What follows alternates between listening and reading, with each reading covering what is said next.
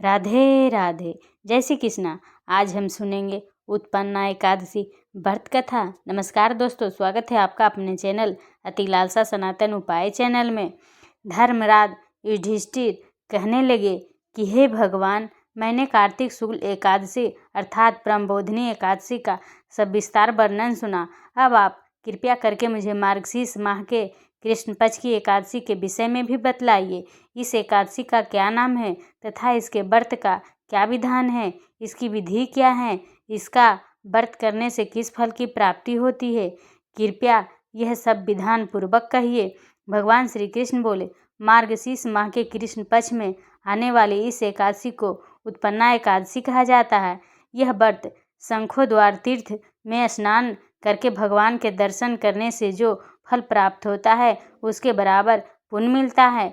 व्रत करने वाले भक्त को चोर, पाखंडी, परस्त्रीगामी, निंदक, मिथ्याभाषी तथा किसी भी प्रकार के पापी से बात नहीं करनी चाहिए। इसका महात्मा मैं तुमसे कहता हूँ, ध्यानपूर्वक सुनो। उत्पन्ना एकादशी व्रत कथा। युधिष्ठिर कहने लगे कि हे भगवान, आपने हजारों यज्ञ और लाख गौदान को भी एकादशी व्रत के बराबर नहीं बताया, सो यह तिथि सब तिथियों से उत्तम कैसे हुई, बताइए। भगवान कहने लगे, हे युधिष्ठिर, सतयुग में मूर नाम का दैत्य उत्पन्न हुआ। वह बड़ा बलवान और भयानक था। उस प्रचंड दैत्य ने इंद्र, आदित्य, वसु, वायु, अग्नि आदि सभी देवताओं को पराजित करके भगा दिया। तब इंद्र सहित सभी देवताओं ने भयभीत होकर भगवान शिव से सारा वृत्तांत कहा और बोले, हे कैलाशपति, मूर दैत्य से भयभीत होकर सब देवता मृत्यु लोक में फिर रहे हैं। तब भगवान शिव ने कहा, हे देवताओं, तीनों लोकों के स्वामी, भक्तों के दुखों का नाश करने वाले भगवान विष्णु की शरण में जाओ, वही तुम्हारे दुखों को दूर कर सकते हैं। शिव जी के ऐसे वचन सुनकर सभी देवता क्षीर सागर में पहुँचे। वहाँ भगवान को शयन करते देख हाथ जोड़कर उनकी स्तुति करने लगे कि हे देवताओं द्वारा स्तुति करने योग प्रभु, आपको बारंबार नमस्कार है। देवताओं की रक्षा करने वाले मधुसूदन, आपको नमस्कार है। आप हमारी रक्षा करें। दैत्यों से भयभीत होकर हम सब आपकी शरण में आए हैं। आप इस संसार के कर्ता, माता पिता, उत्पत्ति और पालन करता और संहार करने वाले हैं। सबको शांति प्रदान करने वाले हैं। आकाश और पाताल भी आप ही हैं। सबके पितामह ब्रह्मा, सूर्य, चंद्र, अग्नि, सामग्री, होम, आहुति, मंत्र, तंत्र, जप, यजमान, यज्ञ, कर्म, कर्ता, भोक्ता भी आप ही हैं। आप सर्वव्यापक हैं। आपके सिवा तीनों लोकों में चर तथा अचर कुछ भी नहीं है। हे भगवान, दैत्यों ने हमको जीतकर स्वर्ग से भ्रष्ट कर दिया है और हम सब देवता इधर उधर भागे फिर रहे हैं। आप उन दैत्यों से हम सब की रक्षा करें। इंद्र के ऐसे वचन सुनकर भगवान विष्णु कहने लगे कि हे इंद्र, ऐसा मायावी दैत्य कौन है जिसने सब देवताओं को जीत लिया है? उसका नाम क्या है? उसमें कितना बल है और किसके आश्रय में है तथा उसका स्थान कहाँ है? यह सब मुझसे कहो। भगवान के ऐसे वचन सुनकर इंद्र बोले, भगवान, प्राचीन समय में एक नाड़ीजंघ नामक राक्षस था। उसके महापराक्रमी और लोक विख्यात मूर नाम का एक पुत्र हुआ। उसकी चंद्रावती नाम की नगरी है। उसी ने सब देवताओं को स्वर्ग से निकालकर वहां अपना अधिकार जमा लिया है। उसने इंद्र, अग्नि, वरुण, यम, वायु, यश, चंद्रमा, नैऋत्य आदि सबके स्थान पर अधिकार कर लिया है। सूर्य बनकर स्वयं ही प्रकाश करता है, स्वयं ही मेघ बन बैठा है और सबसे अजय है। हे असुर निकंदन, उस दुष्ट को मारकर देवताओं को अजय बनाइए। यह वचन सुनकर भगवान ने कहा, हे देवताओं, मैं शीघ्र ही उसका संहार करूंगा। तुम चंद्रावती नगरी जाओ। इस प्रकार कहकर भगवान सहित सभी देवताओं ने चंद्रावती नगरी की ओर प्रस्थान किया। उस समय जब दैत्य मूर सेना सहित युद्ध भूमि में गरज रहा था, उसकी भयानक गर्जना सुनकर सभी देवता भय के मारे चारों दिशाओं में भागने लगे। जब स्वयं भगवान रणभूमि में आए तो दैत्य उन पर भी अस्त्र शस्त्र आयुध लेकर दौड़े।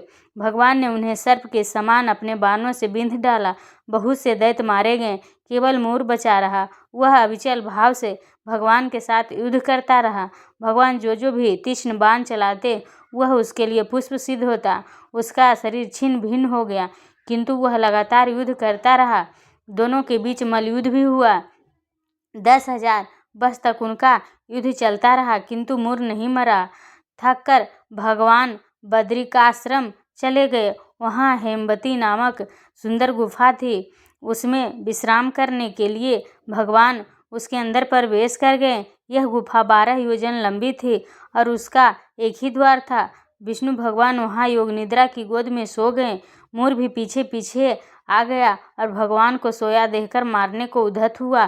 तभी भगवान के शरीर से उज्जवल कांतिमय रूप वाली देवी प्रकट हुई। देवी ने राक्षस मोर को ललकारा, युद्ध किया और उसे तत्काल मौत के घाट उतार दिया। श्री हरि जब योग निद्रा की गोद से उठे तो सब बातों को जानकर उस देवी से कहा कि आपका जन्म एकादशी के दिन हुआ है, अतः आप उत्पन्ना एकादशी के नाम से पूजित होंगे। आपके भक्त वही होंगे जो मेरे भक्त हैं। जय श्री हरि। ये व्रत कथा पूर्ण हुई। अब विष्णु भगवान जी की आरती करते हैं। विष्णु भगवान जी की आरती। ओम जय जगदीश हरे स्वामी, जय जगदीश हरे, भक्ति जनों के संकट क्षण में दूर करे। ओम जय जगदीश हरे, जो ध्यावे फल पावे, दुख बिन से मन का, सुख संपत्ति घर आवे, कष्ट मिटे तन का।